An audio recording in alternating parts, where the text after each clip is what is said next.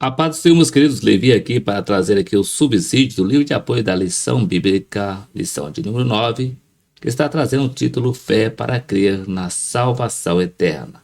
Nas lições bíblicas jovens, quarto trimestre de 2023, editora CPAD. Nós estamos estudando o quarto trimestre.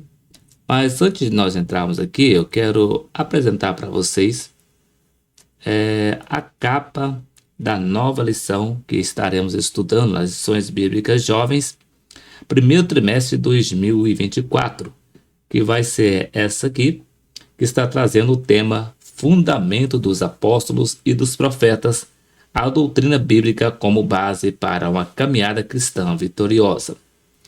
Nessa lição, terá 13 lições e na lição de número 1 vai trazer o título Bíblia, a fonte da genuína doutrina. Na lição de número 2, a doutrina de Moisés. Na lição de número 3, o cativeiro motivado pelo desprezo ao ensino. Na lição de número 4, os jovens que se mantiveram firmes na doutrina. Na lição de número 5, as falsas doutrinas. Na lição de número 6, a doutrina e o amor pelo Senhor. Na lição de número 7, a doutrina que dá vida e expulsa demônios. Na lição de número 8, a sã doutrina. Na lição de número 9, a doutrina dos apóstolos. Na lição de número 10, o cuidado com o vento de doutrina. Na lição de número 11, a doutrina deve fazer parte do culto. Na lição de número 12, perseverando na doutrina de Cristo. Na lição de número 13, fechando o primeiro trimestre, traz o título A Igreja não sobrevive sem doutrina. E para trazer a introdução do primeiro trimestre de 2003 nas lições bíblicas jovens, essa aqui vai ser a lição de número 1, que vai trazer o tema Bíblia, a fonte genuína da doutrina. Então, esse aqui vai ser a próxima lição que estaremos estudando nas lições bíblicas jovens, primeiro trimestre de 2024. Vindo para a lição que estamos estudando, essa aqui é a lição do quarto trimestre, que está trazendo o título A Prova da Vossa Fé, vivendo a incredulidade para uma vida bem-sucedida, nas lições bíblicas jovens, quarto trimestre de 2023. Já passamos por 9 lições e na lição de número 1, trazendo a introdução nesse quarto trimestre, trouxe o título Fé, o ponto de partida de uma vida com Deus. Na lição de número 2, Fé para crer que a Bíblia é o livro de Deus. Na lição de número 3, Fé para crer que Deus existe. Na lição de número 4, a fé cristã e o conhecimento científico. Na lição de número 5, Fé para crer que a vida não surgiu do acaso. Na lição de número 6, Fé para crer na natureza humana e divina de Jesus. Na lição de número 7, Fé para crer que Deus fala por meio da profecia. Na lição de número 8, Fé para crer que Deus não criou o mal. E a lição de número 9, que é essa que vamos estar estudando no próximo domingo, dia 26 de novembro de 2023, estará trazendo o título Fé para crer na salvação eterna. E o texto principal nos diz: E como aos homens está ordenado morrerem uma vez, vindo depois disso o juízo. Hebreus capítulo 9, versículo 27. Resumo da lição. A Bíblia nos orienta a viver o hoje com a expectativa da salvação eterna. E o texto bíblico está registrado em Romanos capítulo de número 10, versículo 6 ao versículo 13, que nos diz: Mas a justiça que é pela fé diz assim: Não digas em teu coração, quem subirá ao céu, isto é, a trazer do alto a Cristo? Ou quem descerá ao abismo, isto é, a tornar a trazer dentre os mortos a Cristo? Mas que diz? A palavra está junto de ti, na tua boca e no teu coração. Esta é a palavra da fé que pregamos, a saber, se com a tua boca confessares ao Senhor Jesus e em teu coração creres que Deus o ressuscitou dos mortos, serás salvo. Visto que com o coração se crê para a justiça e com a boca se faz confissão para a salvação. Porque a Escritura diz: todo aquele que nele crer não será confundido, porquanto não há diferença entre judeu e grego, porque um mesmo é o Senhor de todos, rico para com todos os que o invocam. Porque todo aquele que invocar o nome do Senhor será salvo. Introdução. Nessa lição estudaremos a respeito da salvação e da vida eterna no céu, junto com todos os redimidos por Jesus Cristo. Por que estudar esse tema? Porque a temática da vida após a morte vem sendo discutida na atualidade por diversos grupos religiosos e cada um tem uma opinião diferente a respeito do assunto. O que mais desperta a curiosidade nessa discussão é o que acontece ao homem depois da morte. Veremos o que a Bíblia diz a respeito do que acontece com uma pessoa após a cessação de sua vida terrena e que destino está reservado a ela. No primeiro tópico, vai trazer o título Teorias ateístas em relação à salvação. No primeiro subtópico, o comunismo. No segundo subtópico, o existencialismo. No terceiro subtópico, Jean-Paul Sartre. No segundo tópico, a perspectiva cristã a respeito da morte e da ressurreição. No primeiro subtópico, a fé. No segundo subtópico, o que é a morte? No terceiro subtópico, a ressurreição. No terceiro subtópico, traz o título Salvação e Vida Eterna.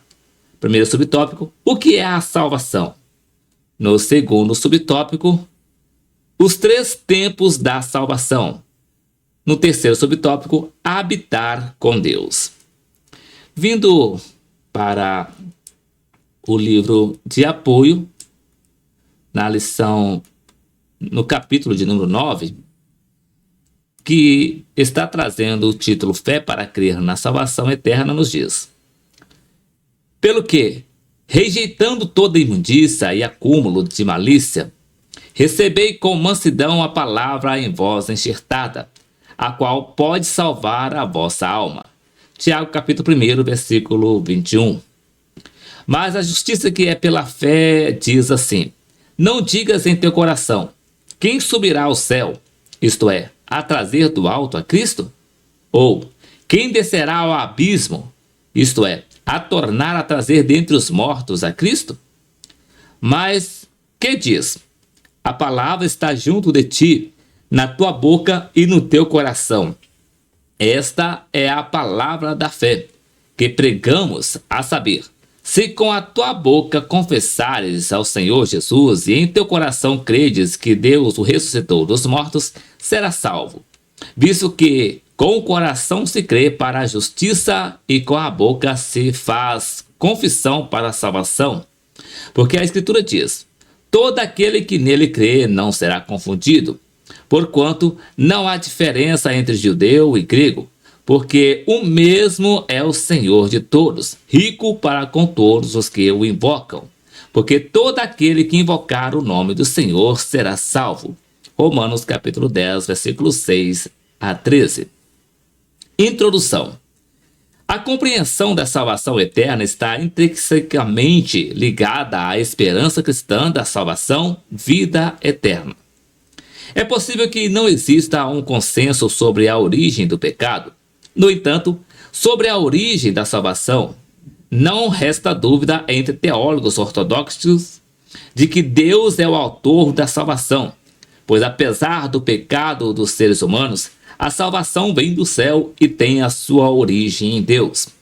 Vários termos hebraicos e gregos são utilizados na Bíblia para referir-se à salvação, Desde o Antigo Testamento até o Novo Testamento, no hebraico, a raiz mais importante para a salvação é Yasha, que significa liberdade ou libertar daquilo que prende. Existem vários substantivos derivados dessa raiz e todos trazem a ideia de libertar ou resgatar. Salvação significa uma milagrosa transformação realizada na vida espiritual e no caráter de todo ser humano que, pela fé, recebe Jesus como o seu único salvador pessoal. Não se trata unicamente de livramento da condenação ao inferno, mas de todo o processo redentor e transformador da parte de Deus para com o ser humano e toda a criação. João capítulo 1, versículo 12, capítulo 3, versículo 5, 2 Coríntios capítulo 5, versículo 17, Romanos capítulo 3, versículo 11 e Hebreus capítulo 7, versículo 25. Pode-se dizer que a salvação é a vontade de Deus, que decretou desde a eternidade que a salvação possui a sua origem nele para os que crescem. Do Senhor vem a salvação. Jonas capítulo 2, versículo 9. Nas palavras do apóstolo João, os salvos são filhos, os quais não nasceram do sangue, nem da vontade da carne, nem da vontade do varão, mas de Deus. João capítulo 1, versículo 13. Entre tantos textos, podemos apresentar as palavras do apóstolo Paulo. Assim, pois, isto não depende do que quer, nem do que corre, mas de Deus, que se compadece. Romanos capítulo 9, versículo 16. Pois nos predestinou para filhos de adoção por Jesus Cristo, para si mesmo, segundo o beneplácito de sua vontade. Efésios capítulo 1, versículo 5. Ou seja, a salvação tem a sua origem em Deus, que decidiu salvar a todos, pois de outra maneira ninguém poderia ser salvo. Neste capítulo veremos algumas opções seculares para a compreensão da vida e as suas incapacidades de atender à necessidade da esperança da alma humana. Por outro lado, temos a beleza da esperança cristã de salvação e vida eterna. Opções seculares. Soren Kierkegaard, conhecido como o ancestral espiritual do existencialismo moderno, considerava que a vida é uma aventura em que somos sustentados por nossas confianças num Deus gracioso. No entanto, os existencialistas da atualidade, em especial da variante secular, abandonaram o ponto de referência metafísico que transcende a natureza física das coisas e percebem a vida somente dentro dos limites deste mundo. Existe a possibilidade de expandir as discussões em relação à negação da vida eterna a partir de vários posicionamentos filosóficos ateístas. Por questões de espaço, optamos por focar nos pensadores abaixo relacionados. Karl Marx e Friedrich Engels são considerados os pais filosóficos do comunismo marxista, surgindo aproximadamente um século depois do existencialismo secular. O comunismo marxista ainda atrai muitos adeptos que, com variações posteriores ao pensamento inicial definido por Karl Marx e Friedrich Engels, no livro Manifesto do Partido Comunista, propõe satisfazer as necessidades da humanidade. No entanto, não era apenas na rebelião contra a ordem vigente, muito frequentemente injusta e degradante, que deveriam ser incentivo para uma revolução global. Marx está convencido de que somente quando a religião, como fidelidade ilusória, fosse abolida, a questão da felicidade real poderia ser alcançada. Para eles, a religião projeta um céu ilusório e imaginário, a fim de amortecer o anelo pelo céu real, isto é, por uma nova situação econômica e social na Terra. Logo, para tais pensadores, A vida eterna e salvação não existem, apenas cumprem o papel de amortecer as consequências para a vida real no aqui e agora. Outro importante filósofo foi Martin Heidegger, possivelmente o mais proeminente representante do existencialismo contemporâneo. O seu livro Ser e Tempo é um marco nas discussões filosóficas sobre o existencialismo da atualidade. A tese apresentada nesse livro procura compreender o tempo como horizonte possível para a nossa compreensão do ser que encontra o seu fim na morte. Na sua visão, nossa vida neste mundo está cercada pela possibilidade da morte, e a humanidade é descrita por ele como vivendo em solidão, na iminência da sua própria destruição. Ele não considera a possibilidade de que nossa compreensão dessa vida possa ser decisivamente moldada pela promessa divina de cumprimento de nossa vida na eternidade. Já o filósofo Jean-Paul Sartre, no seu sistema básico, apresentado no livro O Ser e o Nada, de 1943, propõe excluir qualquer ponto de partida ao final relacionado a uma realidade espiritual última. Sartre descreve a vida como uma situação de desesperança, da qual não há escapatória, uma situação que, se não terminar em desespero, é absurda. No seu existencialismo, ele não mostra uma saída ou dá qualquer orientação para que se tenha uma vida com sentido em face da crescente incerteza a respeito do futuro. A abordagem de Sartre é, na melhor das hipóteses, somente uma descrição de nossa situação precária. Ele não nos mostra uma saída ou nos dá qualquer orientação para uma vida com sentido em face da crescente incerteza a respeito do futuro. O conteúdo da esperança cristã.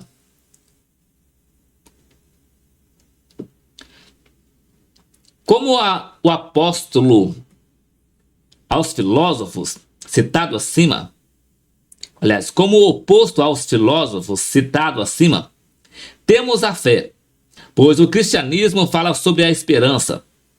Como dizem as Escrituras, a fé é a esperança naquilo que ainda não se vê. Hebreus capítulo 11, versículo 1.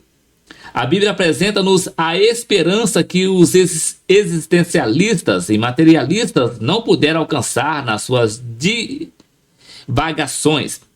O apóstolo Paulo exprimiu de forma vívida o contraste entre as duas existências, natural e finita, com a sobrenatural e infinita, ao mesmo tempo que a ruptura, a continuidade, onde o moral será absorvido pela imortalidade e o corruptível pela incorruptibilidade.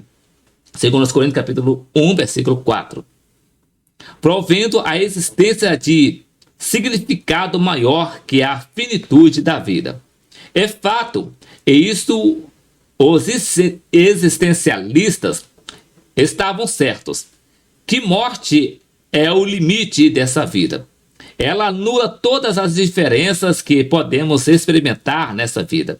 No entanto, a morte para o cristão possui significados importantíssimos, visto que não é um fim em si mesma.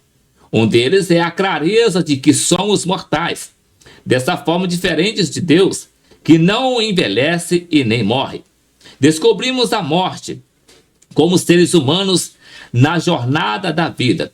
Nessa jornada, estamos numa sequência de abandono das coisas que pertencem à juventude, à maturidade ou à velhice. Assim, a morte é tanto uma demarcação quanto um processo. A morte é o não evitável de Deus sobre como conduzimos nossa vida e a consequência inevitável de uma existência marcada pela entrada do pecado na criação. O temor da morte, de descer à sepultura, é também, de certa forma, o temor de encontrar-se com Deus e de fatalmente ser confrontado com as escolhas que se fez em vida. A morte para o cristão, portanto, é a pré-condição para a nova vida e o outro lado da ressurreição. 1 Coríntios capítulo 15, versículo 35 a 38. A ressurreição é a mais notável de todas as características da mensagem cristã, desde os primórdios. Os primeiros pregadores do cristianismo estavam convictos de que Cristo havia ressuscitado, e com isso também estavam certos de que os seguidores de Cristo, no seu tempo, haveriam de ressuscitar. Essa compreensão destacava-os de todos os mestres do mundo antigo. A ideia cristã de ressurreição deve ser distinguida das ideias gregas e judaicas. Os gregos reputavam o corpo como um obstáculo para a verdadeira vida e ansiavam pelo tempo em que a alma seria livre das suas algemas. Concebiam a vida após a morte em termos de imortalidade da alma, ainda que rejeitasse firmemente a ideia da ressurreição, tal como demonstra a zombaria que fizeram em relação ao apóstolo Paulo, quando esse pregava sobre a ressurreição em Atenas, em Atos capítulo 17, versículo 32. Por sua vez, os judeus defendiam que o corpo seria ressuscitado, mas que os valores do corpo seriam mantidos após a ressurreição, ou seja, não haveria alteração no corpo ressurreto. Já os cristãos pensam no corpo como algo que será ressuscitado, porém transformado num corpo glorificado que terá condições de receber e viver num mundo completamente diferente da era atual.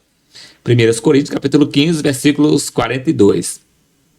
Assim, a ideia cristã da ressurreição é distinta das demais e ao mesmo tempo completa. A salvação e a vida eterna. O que é a salvação? A compreensão de salvação é tão ampla quanto a necessidade do ser humano. Nas Escrituras, a compreensão de salvação perpassa os aspectos físicos e o livramento moral e espiritual. Dessa forma, por exemplo, partes do Antigo Testamento dão ênfase aos servos de Deus que individualmente escaparam das mãos dos seus inimigos. Outras partes apresentam a emancipação do povo de Israel da escravidão e o estabelecimento na terra prometida. A sequência dos textos bíblicos coloca a ênfase sobre as condições e as qualidades morais e religiosas do povo, extensiva a outras nações. Isaías capítulo 45, versículo 17 e 53, e Daniel capítulo 7, versículo 13. O Novo Testamento deixa claro a inclinação da natureza humana para o pecado, os perigos e o livramento do poder e do corpo do pecado que pode ser encontrados exclusivamente na fé em Cristo Jesus como Salvador. João capítulo 3, versículo 5 e 14, João capítulo 3, versículo 5, 14 e 17, capítulo 10, versículo 10, capítulo 11, versículo 25, 2 Coríntios capítulo 5, versículo 18, 2 Timóteo capítulo 3, versículo 15.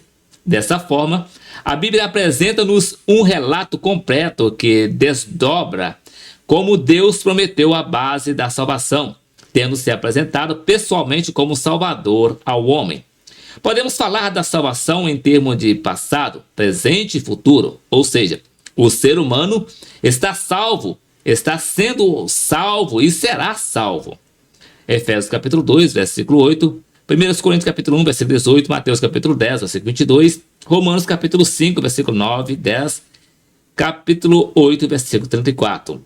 Primeiro, está salvo indica que o ser humano, pela fé, recebe uma nova posição em Cristo, pois está justificado e absolvido por causa de Cristo. Segundo, está sendo salvo indica a necessidade da operação santificadora do Espírito Santo, A vida cristã que identifica exteriormente a salvação recebida em Cristo. Filipenses capítulo 2, versículo 12. Tendo como objetivo rejeitar as práticas mundanas e buscar viver uma vida piedosa em amor para com todos. Terceiro, será salvo. Indica a salvação na sua plenitude que será realizada no futuro. Assim, o ser humano é salvo em esperança. 1 Pedro capítulo 1, versículo 5, Romanos capítulo 13, versículo 8. O cristianismo é o único a apresentar a salvação como habitar com Deus, desfrutar da sua presença, visto que Deus é pessoal no cristianismo. A vida nesse mundo é permeada por lutas, batalhas e tristezas, mas a promessa para os salvos em Cristo é muito clara. Ele lhes enxugará dos olhos todas as lágrimas, e a morte já não existirá. Já não haverá luto, nem pranto, nem dor, porque as primeiras coisas passaram. Apocalipse capítulo 21, versículo 4, na Nova Almeida atualizada. A Bíblia descreve um lugar perfeito para os salvos que não serão mais turbados pela desgraça da era atual, pois finalmente cada ser humano salvo estará abrigado na proximidade com Deus.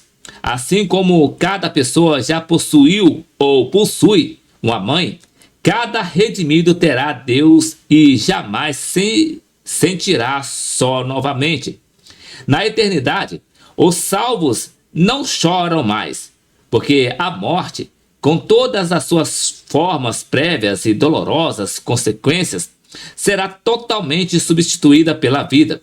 Podemos dizer que 3 termos ilustram o mundo em que se morre. Primeiro, luto, que se arrasta inconsolavelmente. Segundo, pranto, grito, isolado e de desespero. Terceiro, dor, uma dor psíquica que revolve a alma.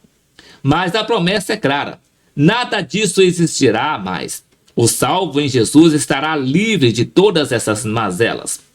Se no Éden a maldição entrou na criação, na eternidade com Cristo, nunca mais haverá qualquer maldição. Nela estará o trono de Deus e do Cordeiro. Os seus servos o servirão. Apocalipse capítulo 22, versículo 3. Deus não poderia morar num local onde ainda houvesse maldição. Cristo foi feito maldito em nosso lugar, levando sobre si todo o peso do pecado para que pudéssemos habitar com Deus, sem maldição. Conclusão: podemos descrever que nosso alvo, além da existência terrena, é a eternidade.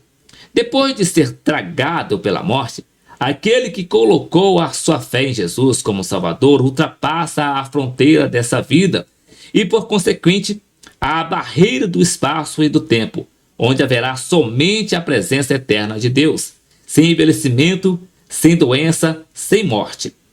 Esse fim último que as Escrituras relatam é o que dá significado à existência. É comum ouvirmos em nossos púlpitos que os seres humanos que mais fizeram diferença nesse mundo pensavam na vida eterna, no mundo vindouro. Ateus, agnósticos, céticos, entre outros, no fim de todas as coisas, possuem uma existência sem sentido. No Salmo 119, verso 1, declara que a finalidade da criação é louvar a Deus. A comunidade dos salvos, a Igreja de Jesus, deve ser luz no mundo e sal da terra. A história da igreja demonstra como ela tem aprendido e que deve continuar a aprender e testificar da salvação nessa vida, com vistas à eternidade. A angústia da alma humana em relação à sua existência e à vida pós-morte, somente Cristo pode responder. Aplicação prática: a salvação eterna. Este é um tema central na perspectiva cristã. pois envolve a crença de que a vida humana não se limita apenas ao presente, mas estende-se para além da morte física. É a convicção de que, por meio da fé em Jesus Cristo e do seu sacrifício redentor, as pessoas podem ser reconciliadas com Deus e desfrutar de uma vida eterna na sua presença. Compreendemos a salvação eterna como um presente de Deus, concedido pela sua graça mediante a fé. Trata-se de uma obra divina que não pode ser alcançada por meios de esforços humanos ou de boas obras. A salvação é uma dádiva de Deus que requer uma resposta de fé e confiança em Jesus Cristo como Salvador e Senhor. As aplicações práticas da salvação eterna na vida cotidiana são diversas e fundamentais para o cristão. Vejamos algumas delas. Primeiro, viver uma vida de gratidão. Aqueles que experimentam a salvação eterna reconhecem o imenso amor de Deus e a sua graça inabalável. Isso leva a uma vida de gratidão e louvor a Deus, expressando a sua bondade por meio de ações de amor e serviço ao próximo. Segundo, buscar uma vida de santidade. A salvação não é apenas uma garantia de vida eterna, mas também implica uma transformação interior. Os salvos são chamados a buscar a santidade, a viver de acordo com os ensinamentos de Jesus e a afastar-se do pecado. Terceiro, compartilhar o Evangelho. A convicção da salvação eterna motiva os cristãos a compartilharem o Evangelho com outras pessoas. A mensagem da salvação é considerada de importância vital, pois oferece a oportunidade de reconciliação com Deus e a esperança da vida eterna. Quarto, cultivar um relacionamento com Deus. A salvação eterna possibilita uma comunhão íntima com Deus. Os cristãos conservadores são incentivados a desenvolver uma vida de oração, meditação na palavra de Deus e comunhão com os outros crentes, buscando um relacionamento pessoal e vibrante com o Senhor. A perspectiva cristã sobre a salvação eterna traz implicações profundas para a vida cotidiana do crente. Ela envolve gratidão, santidade, testemunho e um relacionamento pessoal com Deus. Enquanto as opções seculares de salvação podem oferecer abordagens diferentes, a perspectiva cristã conservadora enfatiza a centralidade de Jesus Cristo como o único Salvador e o caminho para a salvação eterna. Perspectivas seculares de salvação versus perspectiva cristã da salvação. Tais perspectivas não se baseiam na fé em Deus ou na crença na vida eterna. Essas perspectivas variam de acordo com as diferentes visões filosóficas e religiosas presentes na sociedade secular. Algumas opções seculares de salvação podem incluir a busca por realizações pessoais, felicidade, sucesso material, autorrealização ou até mesmo a ideia de que a salvação está em alcançar um estado de harmonia com a natureza ou com a comunidade humana. Essas perspectivas geralmente se baseiam em valores humanistas, éticos ou filosóficos. A perspectiva existencialista sobre a salvação difere significativamente da perspectiva cristã de salvação eterna. Enquanto a perspectiva cristã enfatiza a salvação através da fé em Jesus Cristo e a esperança de uma vida eterna com Deus, o existencialismo aborda a questão da salvação em um contexto mais terreno, focando na busca de sentido e propósito na vida aqui e agora. No existencialismo, a salvação é vista como uma busca pessoal e individual por significado e autenticidade. Ela não está vinculada a uma crença específica em Deus ou em uma vida futura, mas sim a capacidade de o indivíduo criar o seu próprio significado e viver de acordo com os seus valores e escolhas pessoais. Um dos principais expoentes do existencialismo é Jean-Paul Sartre, que argumentava que a existência precede a essência e que cada indivíduo é livre para criar o seu próprio significado e propósito na vida. Segundo Sartre, não há uma salvação transcendental, mas sim uma salvação imanente, baseada na liberdade e na responsabilidade individual.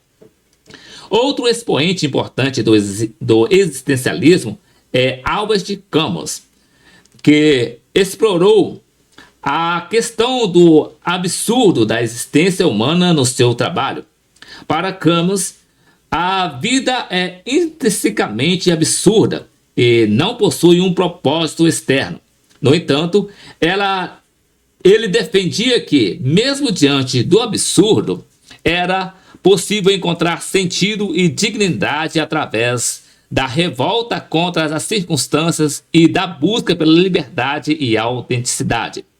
Na perspectiva cristã, a salvação eterna vai além da busca por sentido e propósito nesta vida terrena. Ela está enraizada na crença em Deus como Criador e Redentor da humanidade e na obra redentora de Jesus Cristo. A salvação cristã envolve a reconciliação com Deus, o perdão dos pecados, a transformação interior e a esperança de uma vida eterna na presença de Deus. Conclusão. Enquanto o existencialismo coloca a ênfase na liberdade e na responsabilidade individual para criar o sentido da vida, a perspectiva cristã destaca a necessidade da graça divina e da fé em Jesus Cristo como base para a salvação. A salvação eterna, na visão cristã, vai além das limitações e incerteza dessa vida terrena, oferecendo a esperança de uma vida plena e significativa na presença de Deus. Em suma, a perspectiva existencialista aborda a salvação como uma busca por sentido e propósito nessa vida, enfatizando a liberdade e a responsabilidade individual. Já a perspectiva cristã de salvação eterna baseia-se na fé em Jesus Cristo e na esperança de uma vida eterna com Deus, oferecendo uma perspectiva mais abrangente e transcendental da salvação. Voltando aqui para a lição, a conclusão nos diz assim: a vida é um presente de Deus, assim como a salvação. Não podemos nos esquecer de que a vida terrena é limitada. Todavia, a eternidade não. Mas é você quem decide onde quer passar a eternidade, perto de Deus ou longe dele. A vida eterna é real. Não é algo inventado pelos homens para amedrontar as pessoas, criando a ilusão de uma vida melhor em outro mundo e não aqui.